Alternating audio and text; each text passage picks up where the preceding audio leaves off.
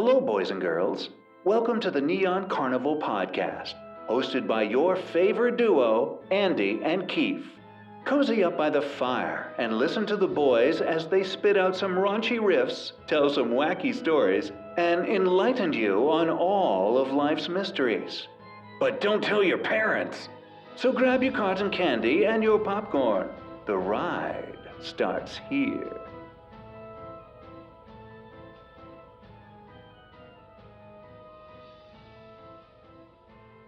Hello, everybody, and welcome to the Neon Carnival podcast, your funny old weekly podcast with me, Keith, and that's Andy, burping up a storm. Welcome, everybody. Hope you're all snuggled in. Hope you got your popcorn and your cotton candy. Fuck it. Just keep going. You still continue. Sorry, what? Pardon? What the fuck? So, as you've probably seen, if you follow us on YouTube or subscribe on youtube.com, which if you don't, do it right now.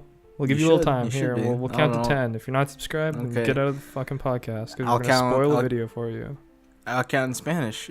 1, 2, 3, 4, 5, 6, 7, 8, 9, 10. I think I skipped a number, but you know what? I think it's fine. Did you say ocho? Ocho. Ocho. Horchata. Horchata. I love that. You should see by the time where this banter is done, you should have been fucking just subscribed right now. It should have been happening. So if you're subscribed, then if you weren't subscribed and you looked at it right now, you'd know that we have a video called Andy's Asian Adventure. And it was quite the interesting day shooting, actually. We went to a place called P Mall, the Pacific Mall in Toronto. Yep. Famous. It was referenced in the Scott Pilgrim books. It was actually in the movie where they played Dance Revolution or fucking Ninja Revolution or some shit. I don't know. Something like that. Something along those lines. It's a famous mall known for its Asian imports. It's oh boy. We found some Asian people for sure. A lot of them. So they imported it all there. So Andy was the star of the podcast. So I'll let him talk about the fucking video. He's the star of his own adventure, and we're gonna talk about our experience there and what it was really like. Okay. So first and foremost, I mean, obviously there was a lot of public embarrassment. I mean, I wore an apron. I got some pins on him. I love Yaoi and I love Yuri. I got that at a convention like maybe last year. So, I mean, if you don't know what they are, you go ahead and just Google it. Just go ahead and quickly take a second. You're under the age of 18, don't Google it. Don't do it. Don't do it. If you are, just go ahead. Go ahead. Yeah. If you're feeling extra crazy, just do it. Whatever, I don't care. The point is, not that great of a thing. But some might consider it. I don't give a fuck. But the point is, it was embarrassing. It was embarrassing, I'll tell you that. Walking into a crowded mall, very crowded actually, full of people, full of some might call them foreigners, some might call them Asian Canadian, or Chinese Canadian. Well, it's mostly Chinese and Japanese, but there's a little bit of Korea in there too. If you stumble around long enough, you'll find some Koreans. Mm-hmm. Found some Italian men in there. There was honestly a lot of, not to be like rude, but there's a lot of Middle Eastern people there just hanging around. But they're technically Asian, right? Because is India Asia? Is India in Asia, or is the Middle East its own thing? Because a lot of people say that Russia is in Asia and the Middle East is actually in Asia. I don't know about Russia, but I'm pretty sure India is in Asia. So anyway. I guess we don't know geography apparently, so I mean, I skipped out on geography class. Fuck that. I didn't pass. I fucking failed it really bad. You could probably guess as to why. Anyways, I mean, walking into a crowded mall with a getup like glasses. I mean, first and foremost, those glasses actually make me look a little cross-eyed. Secondly, I mean, Naruto headband. I mean, obviously, if you love Naruto, you gotta rep it. You gotta rep it. You gotta rep your Naruto. Gotta rep the fandom. You gotta rep it all. I mean, I'm not that much of a fan. So, I mean, I got some weird looks. I got some guys nodding at me. I was definitely a head turner for sure. You know, yeah, I got some winks. Someone grabbed my fucking schlong real hard. Did they? Did you get groped at all? No, I did not get groped. Not Oh. a single bit. I'm not gonna sit here and lie. Not lie on this honest podcast. Not lie on this honest podcast. They grabbed my little Orient. No, I can't say that. Actually, I was watching a podcast the other day, and most people don't think Oriental is that racist. Like, Really? Asian people. I mean, they are. And I guess, isn't it? because, like, the thing is that it's kind of like one of those words where it seems offensive, but it's really, people don't care that much. I mean, a lot of people say, like, Oriental's a fine word, just don't call people Oriental. It's not even that. It's not really just that. It's just like we're not even using it in a derogatory way. It's such an old word, though. I think that's why it's racist. We're not using it in a malicious way either. I mean, no, like, we're just kind of using it as a broadening term. I have been told that I look Filipino. I have been told I look Oriental. Filipino. I had plenty of people call me Filipino before. I did a survey once.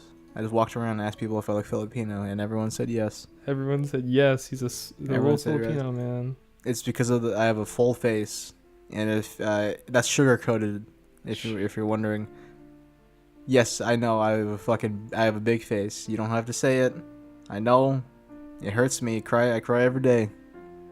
All right, I live with it. I live with it every day. Anyways, besides the fact that I'm gonna cry myself to sleep tonight, yeah, it was honestly just like, it was all right. I mean, we had some food. The food was probably better for Keith than it was for me. I don't know what you fucking bought when we were there. You bought like little chicken. You bought street food. I bought like chicken and like these potato tort thing. I don't fucking know. Tornadoes, potato Yep. tornado. Potato tornado. It was like on a stick, potato on a stick, pretty much, and it didn't taste very good. I went with the recommendation of the cashier because I didn't know what anything was. See, yeah. Yeah, there's like one side of the cafeteria that's all like street food, and the other side's like all noodle dishes. I went to the noodle side because I ate that last time, so I'm like, I'll play it safe. Because honestly, I'm always very cautious when it comes to trying new international foods, because depending on who's making it, it can be really good or really not good. And first time I ate at P-Mall, I actually got a really shit meal, and I didn't finish it because it was really bad. But my friend got a good meal, and I was like, oh yeah, boy, I'm gonna get that next time. And that's what I did. I just got exactly what he fucking got. My food was not that great. It was the chicken tasted like fish, like a little bit, just like shrimp. Probably fried it in the same oil, honestly. Yeah, I wouldn't be surprised. So I mean, kind of got the fishy taste to it, and the texture was a little off. I mean, obviously, like that was off recording. I'm pretty sure. I think we got that on recording. We got you like what you get there, and then you're like, I think I said food. something. Yeah, something like that. And we tried the fish balls. The fish balls were pretty good. They were spicy. The fish curry balls were they were pretty nice. Let me tell you. Honestly, if I was out in the streets of China, I'd get some fish balls. But like that's what I learned what fish balls were from fucking playing Sleeping Dogs. Shout out to Idios Interactive. Sleeping Dogs. Well, I'm glad you're plugging them. Well, no, like honestly, I learned so much. Even though it sounds really fucking stupid, I learned more about China from a fucking GTA clone than I did from anything else I've ever read about China. When you're enjoying yourself, you learn more. I feel like. Yeah, and also like it was very like, instead of being like, this is China, this is what they do in China, this is what people look like in China, this just straight up is like, here, the people that worked on this game went to China, and this is their interpretation of it. Most of it's pretty spot on. This is their interpretation of China. This is their interpretation of what China would look like condensed. This is like everything condensed into because China's big.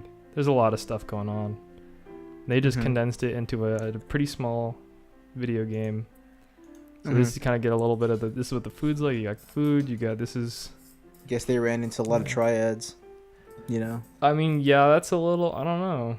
I know some people will say there's a lot of fucking gang activity, and some people will be like, no, never even, because it all depends on where you're at, you know. Why don't we pay a visit to China and find out ourselves? Yeah, we should buy a one-way ticket to fucking China and just send ourselves there, and we'll try to get back. By episode 100 of this podcast, we'll at least have gone to China once. Honestly, maybe. I'd like to go to China for, I don't know, esports or something. That'd be cool. That'd be a good reason to go. Why esports? Well, because, like, other than just touring, you'd be like, we could go there as media personalities or something, get our flight paid for, and fuck it. Yeah. Get a free trip. Yeah. I mean, Shanghai was the location for the Overwatch Worlds this year. One of them, I think. One of the fucking tournaments. I don't know. People play video games in China, and yeah, that's pretty much what happens there.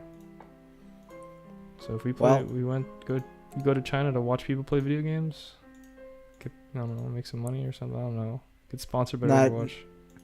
I'm not very into the esports scene. I used to be like, oh, that's fucking super cool. Like, oh, I can make. It's because I was in the mentality of like, oh, I can make money and a living off of doing Let's Plays. So I was like, oh, people are also making a living off of playing video games. But see, professionally, I guess. There's a difference between esports. See, Let's Plays are very accessible, but it's very oversaturated. And then the difference between that and esports is that it's very there's very few esports players. It's hard to get into, but once you get into it, like, you're set pretty much. Like, it's not over, like, if you become, like, if you're at the level of being an esports player, you're not going to be out of a job. But you could be the fucking funniest Let's Player out there. Yeah, and, well, that was just my take on it, and then I realized that I was fucking stupid. And I realized. So yeah, I kind of quickly gave up on that idea. What kind of esports games were you into? I know you used to play League of Legends a lot. League of Legends was one that I was really into. That was probably the only one that I was super into. I saw the documentary Free to Play from Steam, which is on Dota 2, which I never got into Dota 2 because of that, but I was just interested in the world of esports, so I watched it anyway, and you know what? It was just lots of knowledge. It was great. If you're interested at all in any esports, and you don't really care what game they're playing exactly, then go ahead and peep it out. Peep it out. Give it a good look-see, you know? Give it a quick glance. It's only like an hour. Taste. It's only an hour long, about some Swedish people, maybe a Korean or two. One American guy living in his mom's American guy? And yeah, he's out of the job or something. I don't know, he just fucked. Yeah, like, but yeah, so, I used to like esports. I used to think I could be a professional Halo player. Boy, did fucking online multiplayer show me. I used to think I could be a professional Smash player, like Smash Bros. Yeah. You're pretty good at Smash Bros, though. You're still really good. If I practiced, I probably would be a lot better. But then I had some people tell me that if I did practice, they would never play with me. Yeah, whenever I play with Andy, I'll always play because I don't get hot-headed when I play fighting games. Mm-hmm. But I know we've played with a lot of people who do, and holy fuck, Andy makes him mad. Yeah. I'm hot garbage at fighting games, so I don't really care if I win or lose because 99% of the time I'm going to lose unless I bullshit something. But it's still fun. It's still fun to play. It's just goofy fun. I like to think you have fun playing against me regardless. I do, because see, the thing is that when it's like two people like battling it out and it's anyone's game, I don't know, it gets really intense. But when I know I'm probably gonna lose, eventually like maybe getting one fucking stock off you is like, wow, that's really great. I'm proud of myself. Lately I've been doing really bad because I've been playing against other like players more recently, not online, just like in person. Like my sister's boyfriend actually plays a lot of Smash, and he's a bitch. I'm gonna tell it straight up for the public to hear. He doesn't listen, but maybe one day he will, and he'll hear this episode and he'll fucking go. Yeah, or maybe fucking beat you up or something. Who knows? Okay, because here's the strategy. I mean, like the thing is, it's so easy to tell what his strategy is because he only plays one character mainly, and his character is Samus. Not Zero Suit Samus, but Samus. So what he likes to do, he just fucking he charges up his beam. He hits around kind of a little bit, and then he kind of just waits to kind of get a perfect shot off, which he's itching to do it. But the point, okay, I don't know, I'm on a side tangent really fucking far, but the point is, he fucking sucks. Don't actually pretty much everyone in this is listening to this podcast will probably never play against him, but the fucking odd chance that you play against him, before you actually do, remember that he's fucking hot trash. He's garbage. All right, I'm gonna say it to the fucking world. All right, I don't give a fuck if he's beaten me before. I just wanted to let that out. Get that out there. Yeah. So back to the fucking P-Mall. I mean, it was pretty fun. It was a fun time.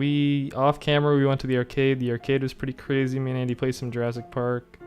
We had some waffle things. See, on camera, it looked like a pretty shit time. Yeah. But on camera it looked shit. But like off camera, we had a lot of fun.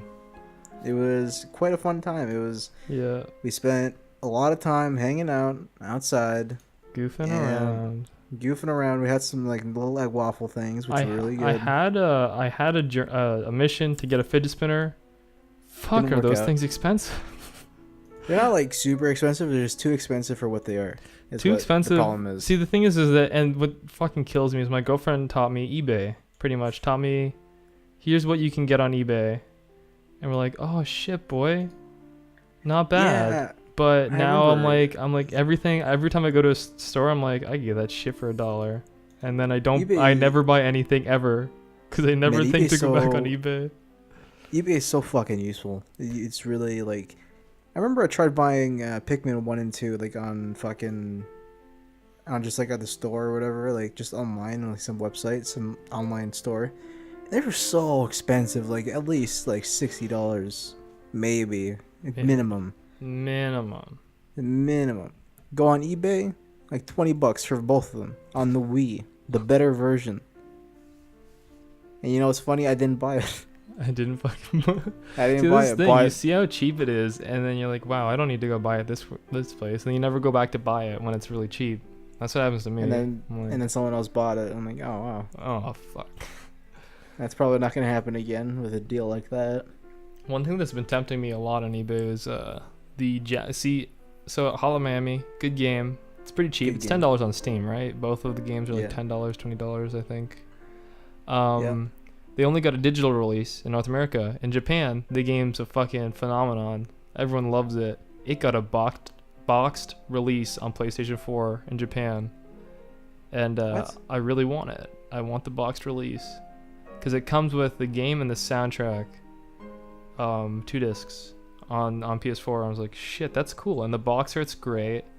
Mm-hmm. It's not region locked, which is even better. Which is a thing with Japanese, Nintendo does it a lot. Sony does it sometimes, where they will take Japanese versions of the game, which are usually altered, very uncensored versions of the game, like more titty, more upskirt shots in your games, and they lock them. So if your console's located, if your IP address is in America, when you download the software update to play the game, it's like, fuck you, you can't play this game here.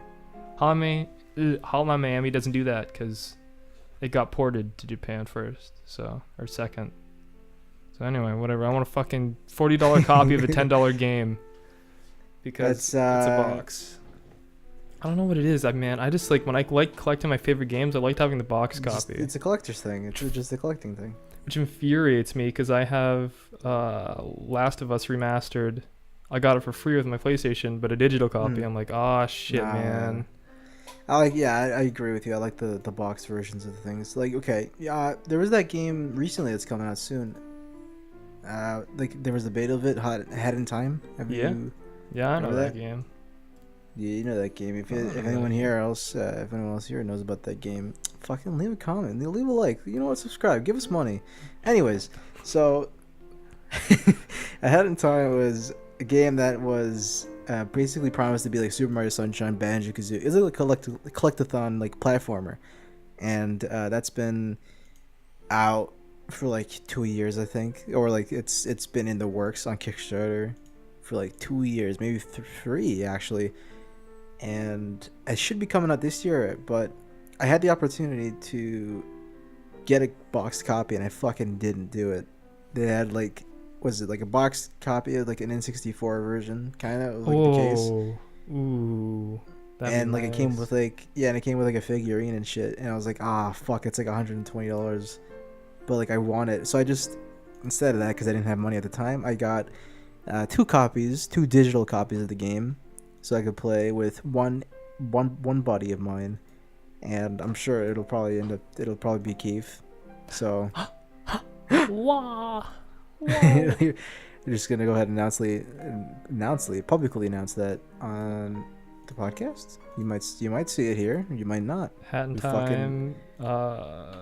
Co-op coming gameplay. out soon. Also, the score is being composed, the music is being composed. A big portion of them is being composed by Grant Kirkhope. He's the guy that did the other Rare games, right?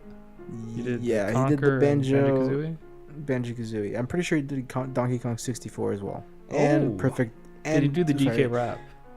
I don't think so. Did he do that himself? No. He did GoldenEye also. He did GoldenEye 007 for the N64. He's got quite the rap sheet if you want to look him up. I'm sure most people know what he does already, because Ukulele, that was also a big selling point, that he did some of the music for that, and the game turned out to be shit. So regardless, not because of him though. Good. The music was good, so it wasn't because of him. There was a lot more shit than that. Man, that shit was a fucking flop. People underestimate like the amount of like enjoyment that comes out of a good score on a game, because I can play games that I really like, but if the music sucks, I don't know, it kind of pisses me off a little bit. So many games I just turn the music off completely because the music's garbage. It's just trash. Oh yeah, for sure. But like, okay. Yeah. Let me list off of some of the good ones that I really love, and I think you might agree. Yeah. So one, obviously the Halo franchise. Yes. Almost all of them are fucking fantastic scores. Like they all, like just universally, all of them almost have basically really like almost amazing, pretty much amazing scores. Just amazing.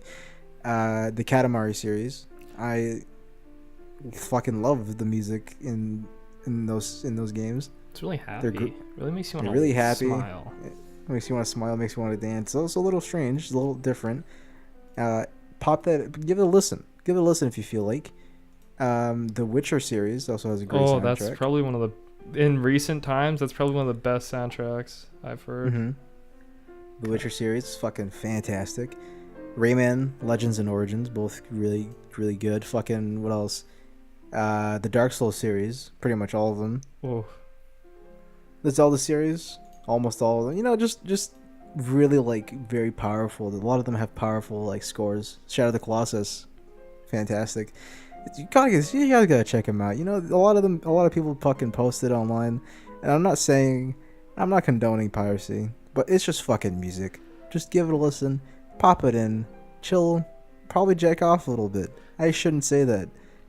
See, the thing with like game soundtracks is I don't feel too bad pirating them, because I don't think they get any money out of soundtrack sales.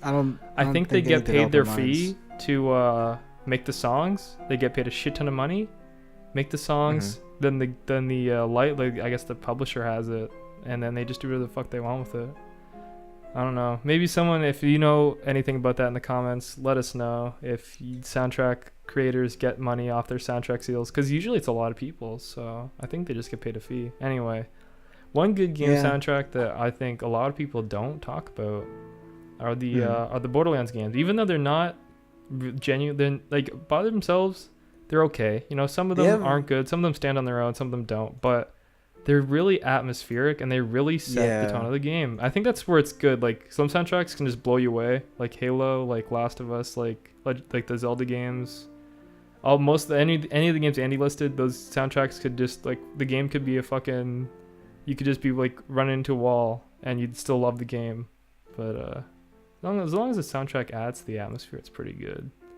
Yeah, as long as the soundtrack adds a lot. A lot of people don't really realize that soundtrack adds a lot in most things, like in movies and TV shows. Yeah. And just like the soundtrack fucking matters. It's like its own character almost. It's like, although I don't like when they tell you, like when the soundtrack tells you how to feel. Like this is a thing. This is a big thing in movies and like TV shows, where something happens. Let's say something sad happens. All right, and then the score just plays. It's just like it's very sad. It's a very sad song, very mellow, sad song. Probably fucking like tragic song almost. They're just in the background. Well, something sad's happening. It's telling you how to feel. And you know what? Me myself, I'm not a huge fan of that. I mean, sure you can use it at some points, right? I guess there's like specific ones, but I don't know. I feel like subtlety is key. Like simplicity is perfection, and I think that's a Chinese saying. I think maybe Japanese probably. I don't fucking. Anyways, Oh, what a segue. Well, actually, before I segue off that Japanese comment, one game that I think looking back on it now would suck if they didn't use licensed music and they didn't force is shit. I just stopped myself mid sentence. Basically, I was watching an analysis by a guy comparing Life is Strange, one game that I played through and didn't really like that much, but the game fucking made me cry. I was not emotionally invested, but the ending made me actually fucking bawl my eyes out. And now I understand why after you told me this. And then Life is fucking Night in the Woods was the other game that he was comparing, which a lot of people don't like. I get why you don't like it. It's not perfect by any means. It's hard to relate to, but if you relate to it, it really hits home. I don't know who the fuck can relate to that. I related to it. Honestly, the writing was pretty shit. Wasn't nearly as shit as Life is Strange, but honestly, the first half of the game was pretty good. Honestly, it's one of those games like, you know, people are like, play Final Fantasy like 13. It gets good like 30 hours in. I'm like, fuck off with that shit. And Night in the Woods makes you want to hate it for like the first 2 hours. But I pledged to it on Kickstarter, so I was like, I'm not gonna fucking toss this game out just yet. Got to the end, it got pretty real.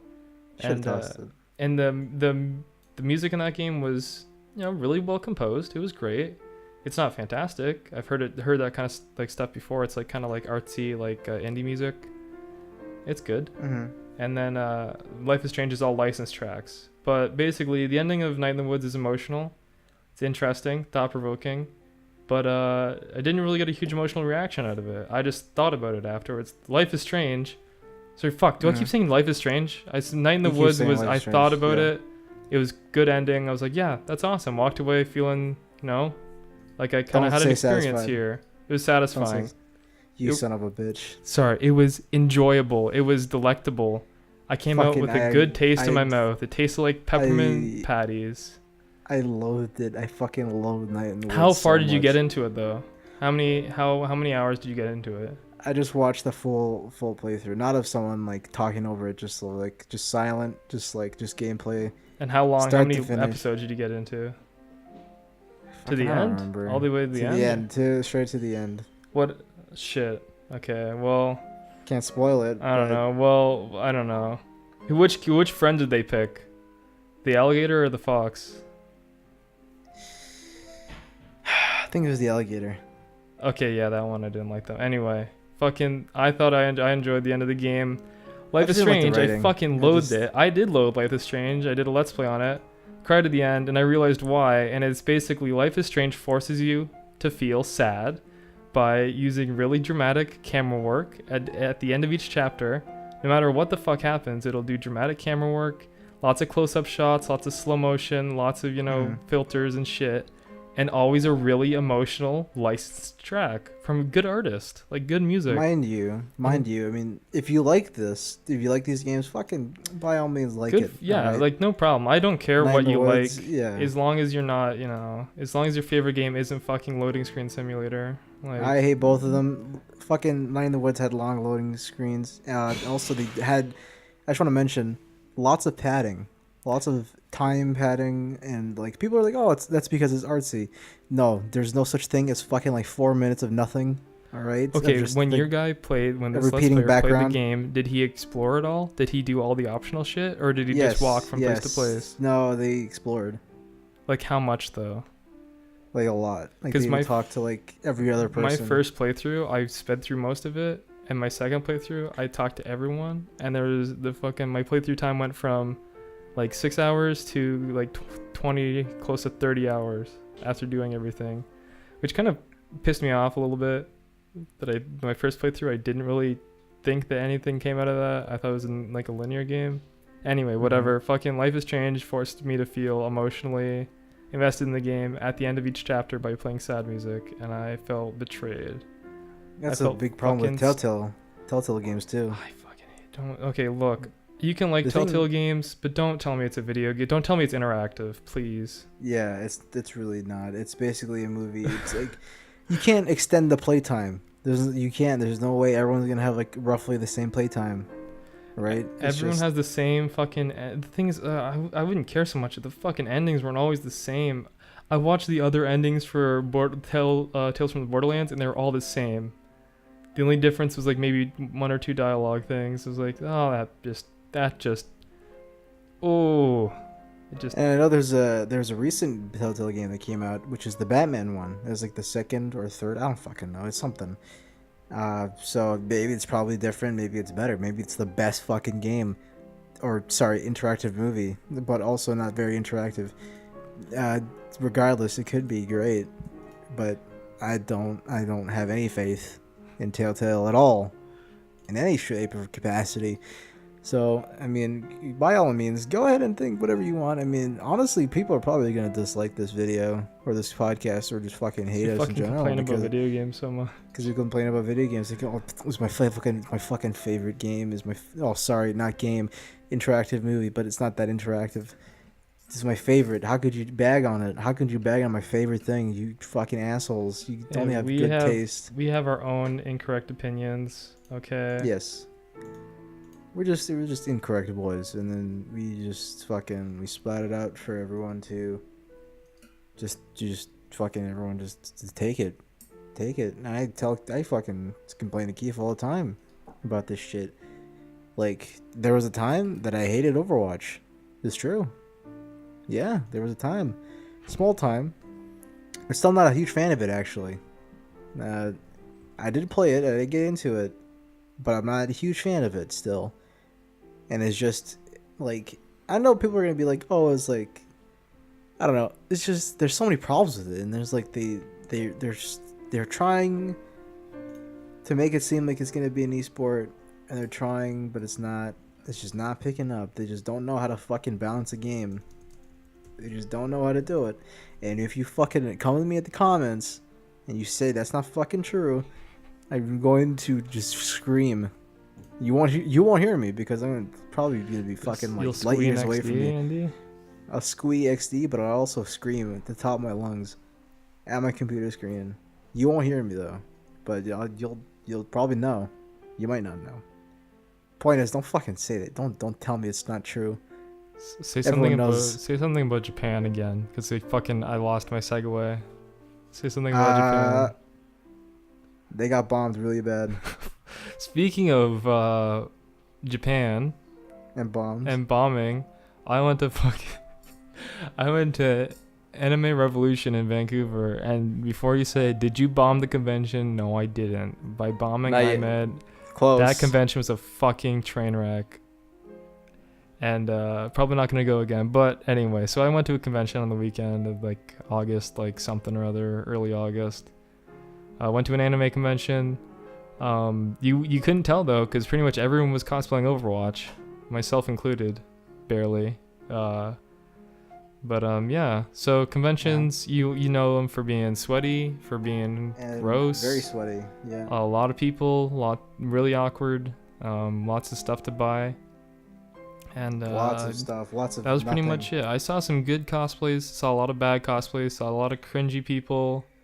So a lot of people with body pillows buying them, wearing them. Oh, nice. You know. Oh, good. But honestly, the whole shebang, yeah. I don't get it. This is my fourth large convention I've gone to. Yeah. Second time going to Anime Revolution, and I've gone to Fan Expo twice. It's just really, I don't know. They did the first time you go, you're like, wow, this is pretty cool. Then you're waiting in line for like 3 hours. And you're like, maybe it's not as cool as I thought it was. and then you get smallpox because some fucking guy hasn't bathed himself in 20 years. You get leprosy. Someone sneezed on you. Pretty much. I don't know. I think cons kind of suck, and let me tell you why. Cons kind of suck. There's not much to do. Too many people going around. It's very true. Really, the only thing it is it's just really convenient to buy art prints. Art prints, probably some unknown video games or like rare games. Sorry. The only thing is that with the fucking rare game shacks, the markup is ridiculous. Okay, so I went to my favorite used game store. They price their stuff accordingly to rarity. Yeah, I went to the new version, and that's where I bought a GameCube with Metroid Prime. With the manual, actually, surprisingly enough, it came with the manual, which is pretty hard to find. But and then Twilight Princess, and Twilight Princess cost $40 on its own. My favorite game. $40. Metroid Prime cost about $18. It was $2 extra for the manual. And then at the convention, Twilight Princess was $80. Metroid Prime was $60, and I thought, what the fuck? Like Nintendo games and some PS2 games have the fucking just the infamous reputation of being incredibly expensive. And see, the thing is that when you're at a convention, I think when you don't look for games that much, like I think you and myself included both are good at looking for rare games. Yeah. And we find them for competitive prices. We find them for good prices. But most people that go to conventions are like, yeah, I like video games. And they go see a rare game. And they're like, wow, oh, fuck yeah. I'll buy that right now. And they're like, well, shit, they didn't look anywhere else. And a convention, you're really kind of a captive audience. It's like going to get food in a movie theater. There's only one option. And it's really expensive. But that's all you can get. Prices fucking... I'll tell you what. Like, I even got Paper Mario 1,000 Year Door for like fucking $12. Now that's a steal. That's a straight up steal. That's a good deal. That's a good old deal right there. Comparatively to how it normally is priced, which is probably going to be like $60 easy minimum at least. Some people would be like, oh, that's not that bad, or that's probably won't be that expensive, or some people are going to just call me fucking wrong. But you know what? I stand corrected maybe, but I stand by that. Yeah, it was a good fucking find. I also found Pikmin for the Wii for $10, which is a lot cheaper than $39 or $40. I think $39 and $40 is the exact same thing. Point is, me and we can find cheap rare games pretty much. We're both pretty good at that. I can look at it right now. I'm looking at my games collection. Just gonna go ahead and take a look see. I mean, Soul Calibur 2, fucking Metroid Prime, all these wacky crazy games, and got them all fairly cheap. You just gotta look hard, my boys, my friends, my family. You just gotta try. Really, all you gotta do is put just a little bit of effort goes a long way in looking for rare games. Don't buy the first one you see. Yeah. Just take note of it and come back to it. And then you'll have a nostalgic game for a rainy day. And you can buy maybe two of them instead of buying half of one. If you could buy a big pizza. You can buy a big pizza. You can save that money and buy a big pizza when you play your video game. Buy a huge fucking pizza. Buy a big old fucking fat ass pie. Buy a big ass pie. Just eat it all yourself. Splurge a little bit. It's a rainy day. But also, don't eat that. It's bad for you. It's diabetes food. Diabetes food. Can't do it. Shouldn't do it. Yeah. So in conclusion, conventions kind of aren't that good. I mean, if you're going to meet some friends, go for it. If you're going to go to the vendors hall, just go to their Etsy store. But I mean, go for it if you really want it. I bought like a lanyard and a couple and like 2 prints, and my girlfriend bought like 3 prints and a couple enamel pins. I mean, I love supporting artists. I found like 6 or 7 artists that I follow on Twitter and Tumblr there. I was like, hey, I follow you on Tumblr. I really want to order this, but you ran out of stock on your store. And you're like, yeah, well, you can buy them right here. Same price. I'm like, shit, yeah, boy. Shit. And that's what I did. But like, other than that, I was like, I could have just done this on fucking online. I've been to plenty of cons in my heyday. and just in general. Like, I've gone to Fan Expo, which is, by the way, in case you don't know what Fan Expo is, it's the biggest convention, I guess, in Canada, almost in Canada. It's pretty much like Comic-Con, but Canadian. Canadian. It's probably the biggest one here, I think. I could be wrong about that, but I'm pretty sure it is. It's the biggest convention here. Anime Revolution is the biggest anime-only convention. So okay, well, there you go. The Fan Expo dwarfs Anime Revolution in every way. Like, it's like twice as big, so it's a big fucking convention. It's a big. I've been there maybe 6 years, not in a row, but 6 years in overall. And you go 1 year, it's fucking cool. I went for 2 days in a row right at that 1 year. I realized that you can see everything you want to see in 1 day. Yeah. In 1 day, you can figure out that, hey, I don't actually have thousands of dollars to spend. So only 1 day is really more than enough for me, right? You go another year. It's the same deal. Maybe you buy something else.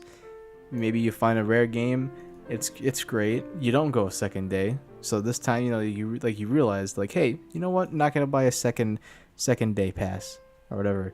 So you just don't fucking do it. And then every other year you go after that. It's just, why the fuck do you need to bother? I mean, like, you're gonna buy something probably, and then there's nothing to actually do there besides buy. Yeah. So it's just a big marketplace. It's really just like a big flea market almost, but it's like expensive. It's a big flea market with cosplayers and a couple celebrities that you didn't really care about people until you saw them in person. Lots of sweaty people. Holy but fuck, even does it smell like BO in a convention? Yeah, but the thing is, you also see the celebrities and stuff, and even then, like, at least for me, I don't get starstruck. So, like, half the people that go to conventions, like, generally they're kind of past their prime. I mean, when we went to Fan Expo, the Harry Potter cast was there. Ron all the Weasley? Weasley twins and the guy that played Draco were there. And that was pretty much it. And I'm like, oh, that's kind of cool. I looked at him at a distance. I'm like, oh, that's cool. And then I went about my merry day. I fucking went and bought your rare games. Took a massive shit. A fucking broken Hot Wheels cartridge for Nintendo 64. Took a massive shit and rubbed my belly right after. That's what it's all about. That's what conventions. That's what it's all about. Taking a big, hearty shit. The only actual like con that I could say that I actually did shit in is probably RTX. And that is, I may have talked about it on a video before, but I don't think I talked about it on a podcast. And I will say, RTX was a fairly, I'd say halfway positive experience. There was a lot of things that were all right, and then there were a lot of things that were great. So it was, I guess I'm gonna be going on a little bit of a tangent here, but essentially, like, okay, it's in Austin, Texas. All right, Austin, Texas. It's not a huge city. There's not a whole lot to do except for if you go to 6th Street, which I did go, which is more on that in a second. But I mean, it's fucking hot. Texas is super hot. It's just like scorching, blazing hot. So imagine, sometimes in the summer for a Fan Expo, in Canada, it can be hot. People are sweaty, right? Imagine fucking just sweaty Americans, just sweaty people, just sweaty everyone. Everyone's so sweaty. It's like fucking like 40 something degrees maybe. It's not Fahrenheit. We're not talking about Fahrenheit. We're talking about Celsius here. All right, so it's super hot. All right, I think that's 40 is like 70 Fahrenheit, fucking or something. No, like 40 is below freezing. I think in Fahrenheit. Is it? I think anyway. 40, 50 is boiling point for humans in Celsius. 50 degrees Celsius, your blood will boil and you will die. 40 degrees is fucking bad. That's like almost Sahara Desert levels of you're gonna fucking sweat a lot. It's like 39, 36 degrees, pretty much. So super hot, super hot, and everyone was sweaty, and it smelled like fucking just sweat. You smell like sweat. Everyone was like a big crowd of people, and like everyone was damp. Everyone was just fucking damp. You touched someone by accident, you brushed up on them, you felt damp. You just sweat. It was fucking gross. You accidentally touched some guy's shirt. It was a little damp. Your hands are gonna be sticky all day from all that sweat. It's like they just they got wet and they sat out in the sun for a while, and then they walked around, pretty much. And I saw a lot of art or Rooster Teeth people. Obviously, expectingly, you expect At that. the Rooster Teeth exposition. At the Rooster Teeth exposition, I saw fucking Cowchop, if you know who they are. Cool guy. Met Alex only. Cool dude. Met a bunch of fucking folks. Some folks were not that nice. I met Jordan from the Creatures, actually. Previously from the Creatures. Now Previously from the Creatures, of course. Who are the fuck the people who are that make Friday the 13th?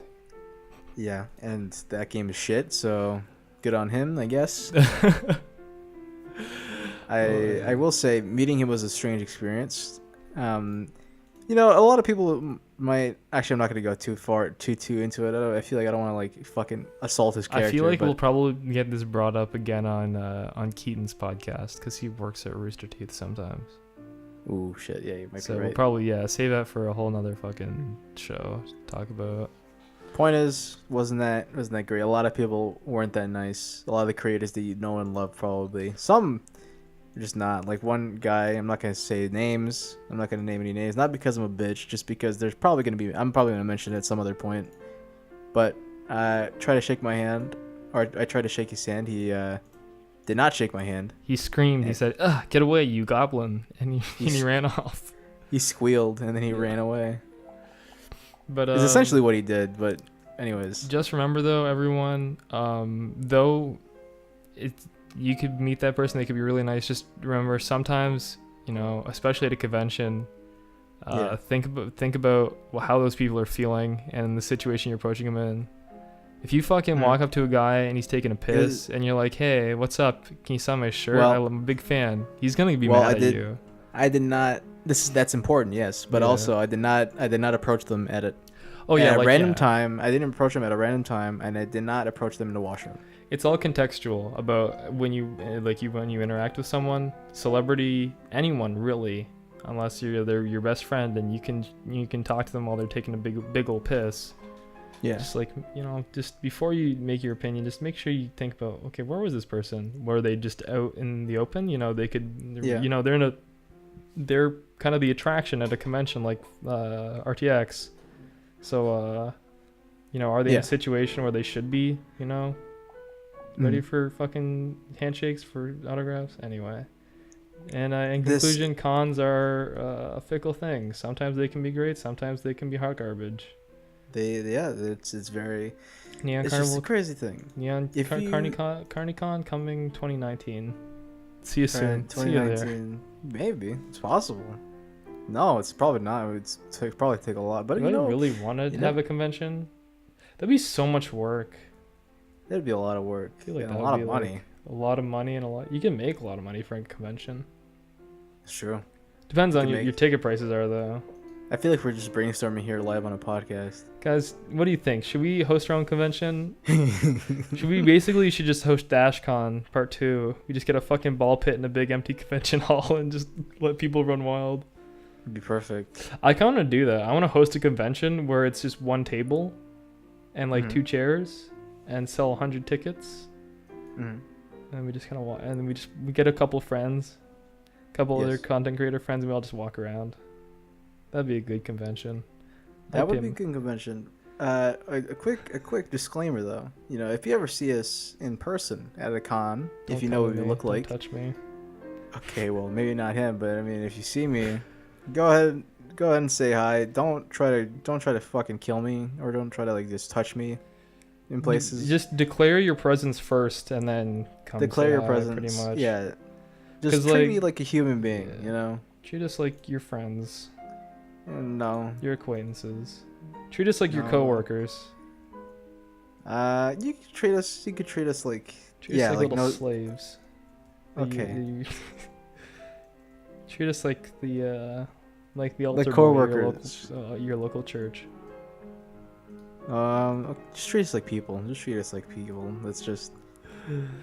Yeah, no, like we'll be going to some cons this year. Come say hi. We'll obviously declare where we're going. So if you want to hang out, come hang out. I think I haven't met anyone yet. Andy met a couple people at RTX. I'm pretty sure. I did. Yes. So that's one that I'm hoping to be going to this year. Mhm. Now that I'm Pretty sure boy. it's past this year. Pretty sure it's done. This 2017. It's not. Oh yeah, but like sorry, next year I guess. My bad. Next all 2018. the cons are happening next year because it's nearing the end of the year for con season. Oh yeah. But yeah, like definitely we'll be going to some fun old fucking conventions, boys, and yeah, happy to see you folks there. We're gonna make you pay for autographs and pictures, and handshakes, And handshakes. You're gonna have to pay And for those handshakes. handshakes. and hugs, and just pay for Shit's everything. fucking expensive. Okay, I gotta wash these hands a lot. It's a lot of time. Time is money. So Time you is- gotta spend it. Just gotta cough it up. Cough it up. Give me your lunch money. You had money for lunch? Too bad. You're going hungry. You're going hungry this week. No doubt about that. Taking your shares if you own a business. We're gonna buy out your company. At the oh, Anyways, yeah. That pretty much wraps that up, I guess. wraps up the this week's podcast. Conventions It in does. China, Conventions and I guess Asian. Asian culture as a collective. Take us out. Take us out of here. Get us the fuck out of here. I'm tired of this. Polly, play the outro. Paul? Who the fuck? Okay. I don't know. I don't know. We'll just have to hire a guy named Polly now. Okay. Later, everybody. Later. Have a good day. This has been the Neon Carnival Podcast. Don't forget to give the boys your money on Patreon. They need it. Their little rat families are starving. Oh, and don't forget to give them a follow on Twitter at the Neon Carnival and subscribe to them on YouTube. We hope you enjoyed your stay. Peace out, bozos.